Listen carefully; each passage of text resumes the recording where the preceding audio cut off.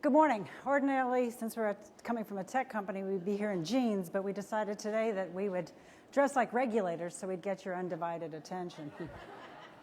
I'm Catherine Palmieri, and this is John Lovett, my colleague. If you were here last year at Finovate, you would have seen our CEO, Sanjeev Deer, present to you our email and mobile money product for consumer, which is Pop Money. I wanted to spend a moment to give you an update on the product. In the year or 6 months or so since we've launched it, contrary to what the analysts have been telling you, P2P is exploding. 6% of the online base is using it for an average of 1.5 transactions per month. We've experienced double-digit growth every single month since we launched it, including 22% month-over-month growth in August alone. So how are they using it? Well, you know that example of I'll pay you back for dinner last night? That's not it. Our average transaction size is $334. And as my friend from American banker, Daniel Wolf, said, well, sounds like they're using it for bills. And Daniel's right. They are using it for bills. 36% of the payments are going out for bills such as rent, car payments. Another 13% are going out for household expenses such as lawn care, child care, and even alimony. And interestingly enough, yeah, isn't it funny how people pay alimony by email? Interestingly enough, another 12% are using it for gifts. But the other thing I wanted to note here is that the security concern that you've heard about, well, the feedback we've gotten from both our senders and recipients is that fewer than 0.5% are actually concerned about the security. But we're here to talk today about our newest application, which is small business for Pop Money for small business. Now, as most of you know, and as I like to say, small businesses are caught in what I call Goldilocks land. The consumer offering is too small, but at least it's free. The commercial offering is too large, and oh, by the way, too expensive. So what happens? Businesses shop around. 50% of businesses have relationship with 3 or more financial providers, which makes them very savvy consumers of financial services. They also have no time to go to the bank. 74% of them access their accounts online, and 2/3 of them pay their bills and move money online. But there's been one last hurdle, and that hurdle has been that consumers, vendors, and payees haven't been willing to share account information, which brings us to email and mobile payments for small businesses, Pop Money. Thanks, Catherine. So let's take the next few minutes, and I'll show you how small businesses can actually transform their payables process with email and mobile payment capability. As Catherine mentioned, we believe this is absolutely going to transform the industry. So let's get right into it. The first thing I would do is log into right through the security and convenience of online banking and log into Small Business Pop Money from my online banking application. The next thing I do, just like your normal payables process, I'd go in and I'd add my payees.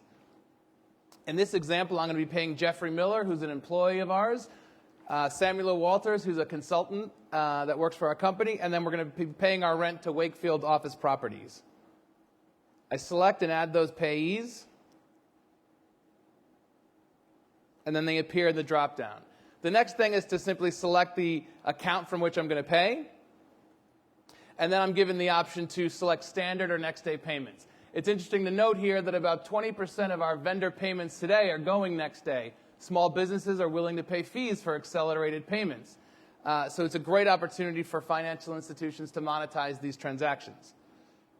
The next thing, and this is where it really gets exciting, is to talk about the options for paying these 3 different payees. In the past, I've been sending them paper check. It's inefficient, it's costly. There's lost opportunities for early payment discounts. I might even get late payment penalties. Obviously, these are small vendors, so they're not going to be in the electronic bill pay networks, so that hasn't been an option for me. Until now, I've been at a loss. But now we have email and mobile payment capabilities, so let's talk about that. Jeff Miller, I don't know his account number. I do know his email address, so I'm going to pay him to an email address, and I'll type in the amount. Samuel Walters, actually, we've been working with him for a while, and he was comfortable to give me his account number, so I entered that in, and we're going to give him a direct account payment. To our office properties company, we don't know their email address, but we do have a mobile phone number.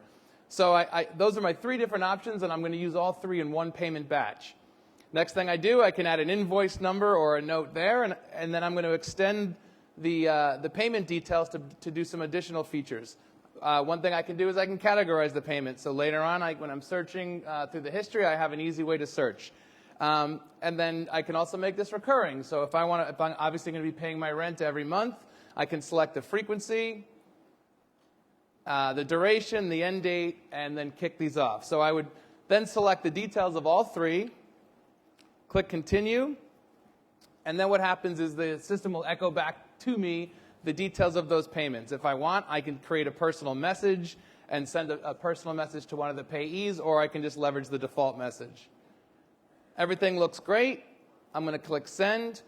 And now what happens? Well, Samuel Walters, I knew his account number, so he's going to get a direct ACH payment in 3 days. If I chose next day, he'd get it tomorrow. Jeffrey Miller and Wakefield Properties are going to get an email message or a mobile phone message with information from me with my business logo saying you've received a payment, but you need to take action now to enter your bank account and deposit that payment.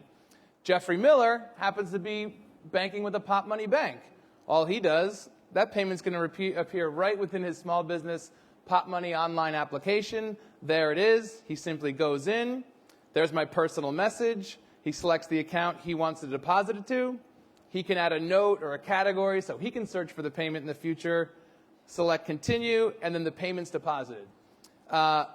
Wakefield Properties, on the other hand, they actually don't bank currently with a bank that offers Pop Money. They bank with a small credit union that hasn't yet launched the service.